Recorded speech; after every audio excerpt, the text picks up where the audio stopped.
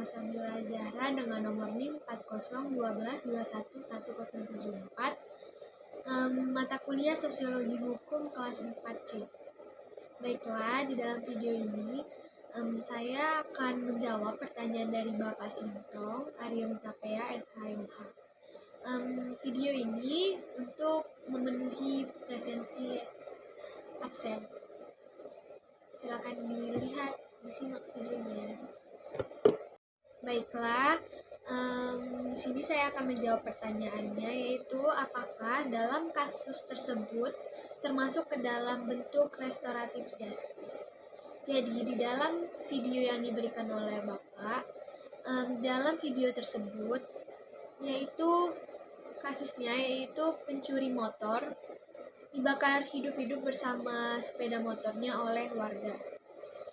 Dan pertanyaannya, apakah itu termasuk dalam bentuk restoratif justice?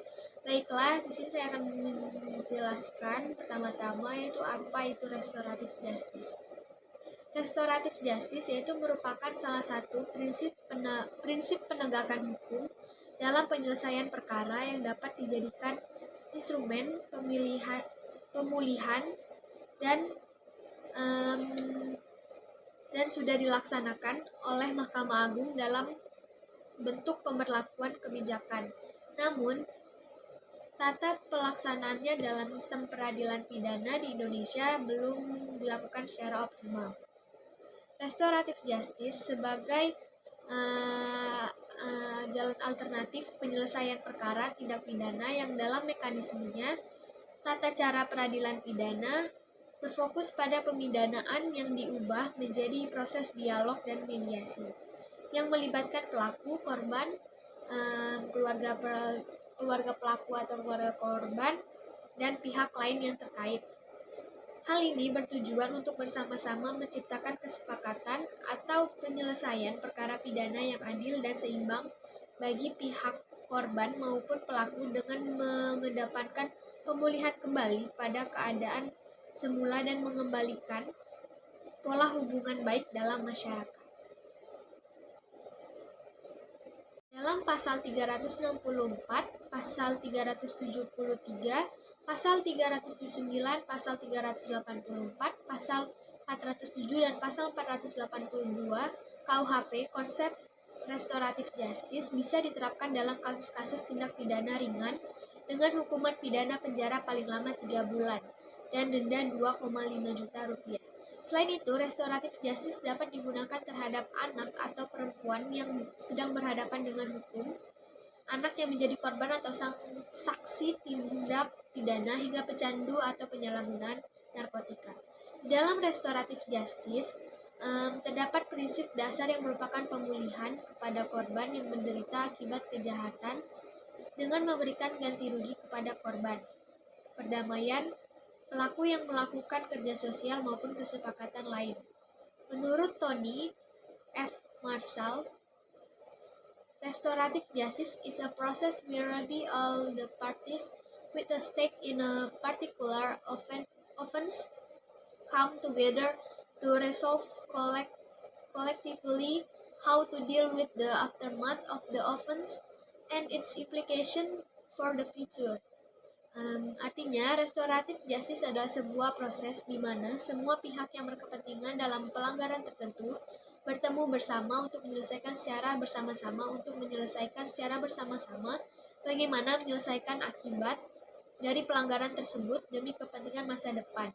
Dari definisi tersebut dapat diambil kesimpulan bahwa penyelesaian dalam suatu tindak pidana dengan menggunakan restoratif justice lebih mengutamakan terjadinya kesepakatan antara pihak yang berperkara dengan kepentingan masa depan, sedangkan menurut kriminolog Adrianus Meliala, model hukuman restoratif diperkenalkan karena sistem peradilan pidana dan pemidaan yang sekarang berlaku menimbulkan masalah. Dalam sistem kepenjaraan sekarang, tujuan pemberian hukuman adalah penjaraan, pembalas dendam, dan pemberian derita sebagai konsekuensi perbuatannya. Indikator penghukuman diukur dari sejauh mana narapidana atau napi tunduk pada peraturan penjara. Jadi pendekatannya lebih ke keamanan atau security approach. Tindakan membakar hidup seseorang, termasuk pelaku pencurian motor itu, oleh warga tidak dapat dikategorikan sebagai bentuk restoratif justice. Restoratif justice itu bertujuan untuk memulihkan kerusakan yang disebabkan oleh suatu tindakan melalui proses yang mengutamakan pertanggungjawaban, rekonsiliasi, dan pemulihan bagi semua pihak yang terlibat, termasuk pelaku, korban, dan komunitas. Dalam kasus tersebut, tindakan membakar hidup-hidup dalam pencurian motor oleh warga merupakan suatu tindakan balas dendam atau kekerasan yang jelas melanggar prinsip-prinsip restoratif justice. Tindakan tersebut tidak memfasilitasi dialog terbuka, pemahaman, atau rekonsiliasi terhadap pelaku, korban, dan komunitas. Sebaliknya, itu menciptakan lingkungan yang tidak aman dan tidak mendukung penyelesaian konflik yang konstruktif. Dalam konteks restoratif justice, penanganan kasus pencurian motor yang lebih sesuai mungkin melibatkan proses seperti mediasi antara pelaku dan korban, restitusi kerugian kepada korban, pelayanan masyarakat, atau program rehabilitasi yang bertujuan untuk mengubah perilaku pelaku dan mencegah terulangnya tindakan kriminal di masa depan.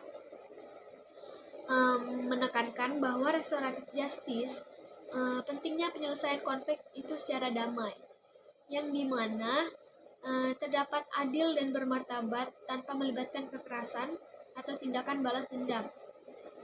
Menurut saya, jadi kesimpulannya kasus membakar hidup-hidup pelaku pencurian motor itu bukan bentuk dari restoratif justice. Karena restoratif justice itu mengedepankan keadilan, perdamaian tanpa melibatkan kekerasan atau tindakan balas dendam. Baiklah, sekian yang dapat saya jawab. Untuk menjawab pertanyaan dari Bapak, saya tutup. Terima kasih. Wassalamualaikum warahmatullahi wabarakatuh.